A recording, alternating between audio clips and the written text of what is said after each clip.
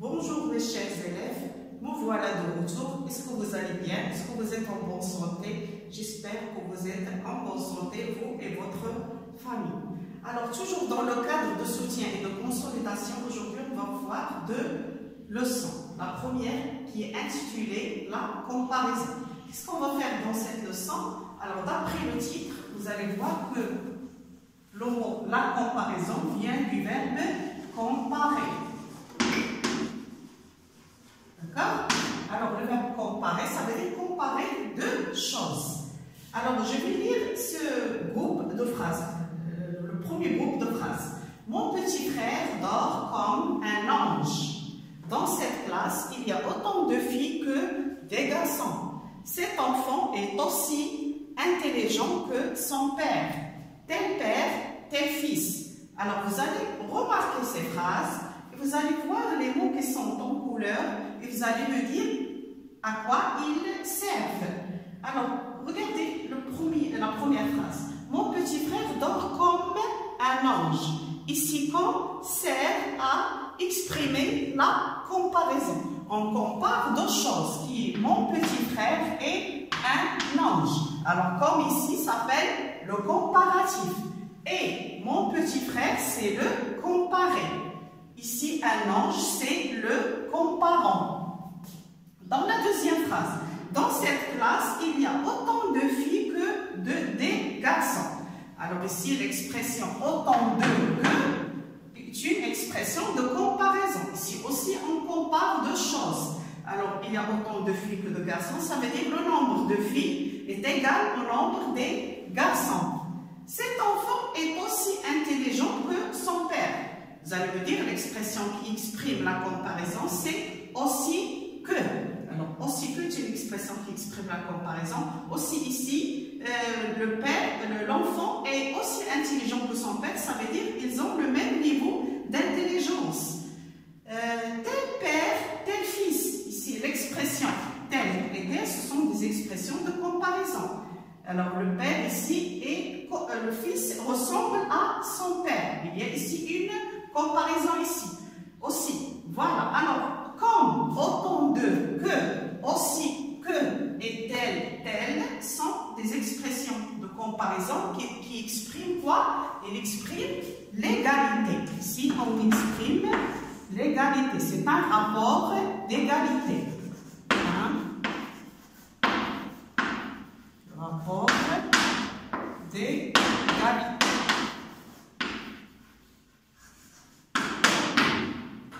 Voilà.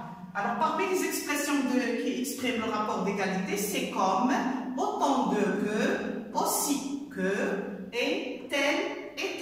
On peut mettre ici tel avec deux L, s'il s'agit de féminin. Par exemple, on dit telle mère, telle fille. Alors, passons maintenant au deuxième groupe de phrases. La santé est plus importante que l'argent. Il a plus de qualité que de défauts. Votre projet est le meilleur.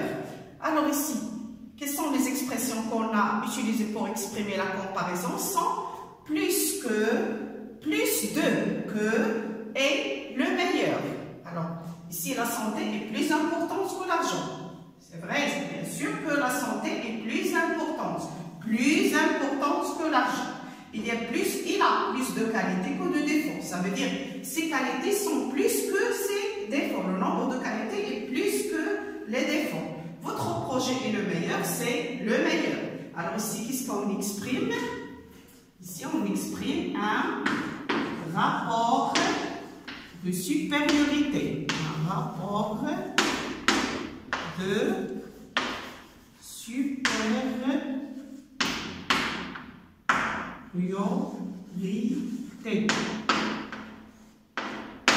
Supériorité. Voilà. Très bien. Maintenant, passons au dernier groupe de mots.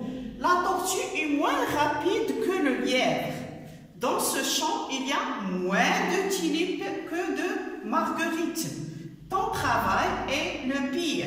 Alors ici, la tortue, dans la première phrase, la tortue est moins rapide que le lièvre. C'est une chose évidente. Pourquoi? Parce que la tortue marche lentement Par contre, le lièvre marche rapidement, bien court rapidement. Dans ce champ, il y a moins de tulipes que de marguerites. Alors, les tulipes et les marguerites, vous savez, les enfants, que ce sont des sortes de fleurs. Alors, le nombre de tulipes est moins que le nombre de marguerites. Ton travail est le pire. Alors ici, quelles sont les expressions qu'on a utilisées pour exprimer la comparaison? Sans, moins que, moins de, que et le pire. Alors ces expressions expriment quoi? Ils expriment un rapport d'infériorité. D'infériorité.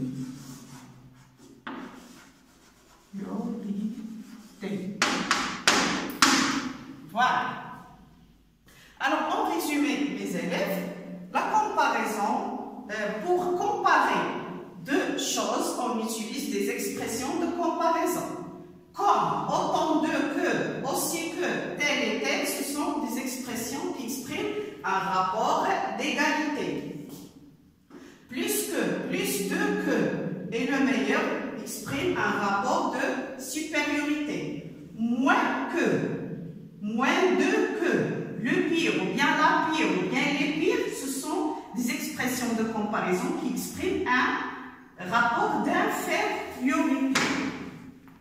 Maintenant, mes chers élèves, on va passer à l'autre leçon de la grammaire qui est l'adjectif qualificatif, toujours dans le cadre de soutien et de consolidation. Alors, je lis ces phrases. Le mois prochain, l'année prochaine, des jolies sandales neuves, l'argent reçu. Les océans sont gigantesques. Ils semblent très fatigués. Alors, revenons à la première phrase. Le mois prochain. Regardez tout d'abord les mots qui sont en couleur. À votre avis, qu'est-ce qu'ils expriment ou bien qu'est-ce qu'ils précisent? Alors, ces mots qui sont en couleur donnent plus de précision et caractérisent le nom. Ils donnent plus de précision sur le nom qu'ils qualifient. C'est pourquoi on les appelle des adjectifs qualificatifs. Alors, retournons par exemple à la première phrase, le mois prochain. Alors ici, il s'agit d'un groupe nominal. Un groupe GN, c'est l'abréviation du groupe nominal. Alors voilà, vous avez le déterminant, le nom et l'adjectif qualificatif. Alors ici, l'adjectif qualificatif, qu'est-ce qu'il fait? Il s'accorde en genre et en nombre avec le nom qui est le noyau de, ou bien le nom principal de ce groupe nominal. Alors le mois, puisque le mois ici étant masculin singulier, aussi le mot prochain étant masculin singulier. Alors toujours l'adjectif qualificatif, j'ai dit, donne plus de précision pour le nom et il caractérise le nom et il s'accorde en genre et en nombre avec le nom qu'il qualifie. Voilà.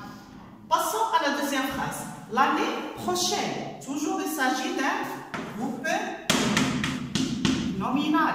Alors le mot prochaine ici est un adjectif qualificatif qui qualifie le mot l'année. N apostrophe, c'est le déterminant année et le nom et prochaine qualifie le mot année. Il s'accorde aussi en genre et en nombre avec l'année. Année est féminin singulier, aussi prochaine étant féminin singulier. Des jolies sandales neuves. Ici, oui, le mot principal ou bien le noyau de ce groupe nominal, c'est le mot sandales. Toujours, il s'agit ici d'un groupe nominal. Alors, sandales étant, vous allez remarquer qu'il est au féminin pluriel. Féminin pluriel. Alors, vous allez me dire, les enfants, qu'il ici s'agit de deux adjectifs qualificatifs. Un est avant le nom, l'autre est après le nom. Et puisque le mot sandale est au féminin pluriel, aussi joli prend E, S, il est au féminin pluriel. Alors ici, l'adjectif qualificatif s'accorde avec le nom principal. Aussi le mot neuve, c'est un adjectif qualificatif qui est au féminin pluriel. Il est accordé avec le noyau de ce groupe nominal qui est sandale, qui est aussi au féminin pluriel. Alors voilà, avant de voir cette phrase, on va dire que l'adjectif qualificatif est un mot qui précise le nom, d'accord, qui est le noyau de groupe nominal et s'accorde avec lui en genre et en nombre. Et vous allez remarquer, mes élèves, que le nom, l'adjectif qualificatif ici, il est lié directement au nom qu'il qualifie.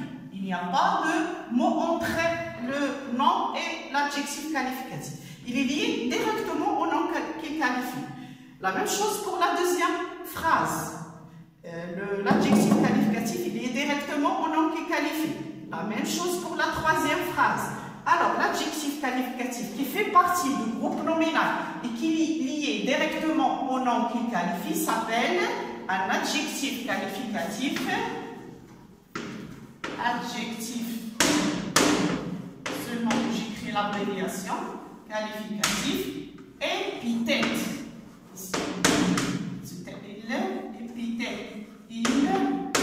Il est nommé un adjectif qualificatif épithète. L'adjectif qualificatif épithète, je le redis, est un mot qui caractérise le nom dans le groupe nominal. Il est directement au nom qu'il qualifie et ça fait partie du groupe nominal.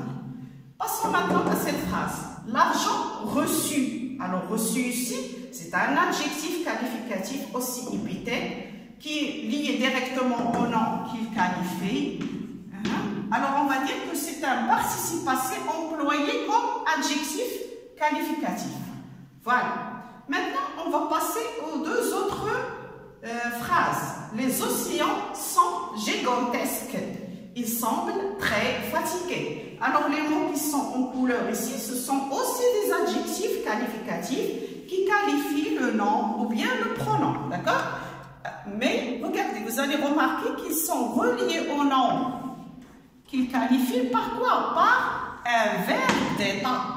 La même chose pour la dernière phrase. Ils semblent très fatigués. Voilà l'adjectif qualificatif.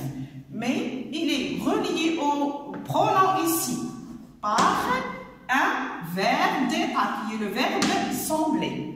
Alors, les adjectifs qualificatifs qui sont reliés au nom qu'ils qualifient par un verbe d'état et qui font partie du groupe verbal, ce n'est pas du groupe nominal, sont appelés des adjectifs qualificatifs attributs de sujet. L'adjectif qualificatif attribut de sujet. Attribut. Voilà. Alors, la différence entre un adjectif qualificatif épithète et attribut, c'est que l'adjectif qualificatif épithète fait partie du groupe nominal. Il est lié directement au nom qu'il qualifie. Mais on peut le trouver soit avant ou bien après le nom, soit après le nom, soit avant le nom. Mais l'adjectif qualificatif attribut, ça fait partie du groupe verbal et il est relié au nom qu'il qualifie par un verbe d'état. Et vous savez, mes chers élèves, que les verbes d'état sont être, paraître, demeurer, devenir, avoir l'air, passer pour et ainsi de suite. Voilà la consolidation et la révision pour aujourd'hui. Merci, mes élèves.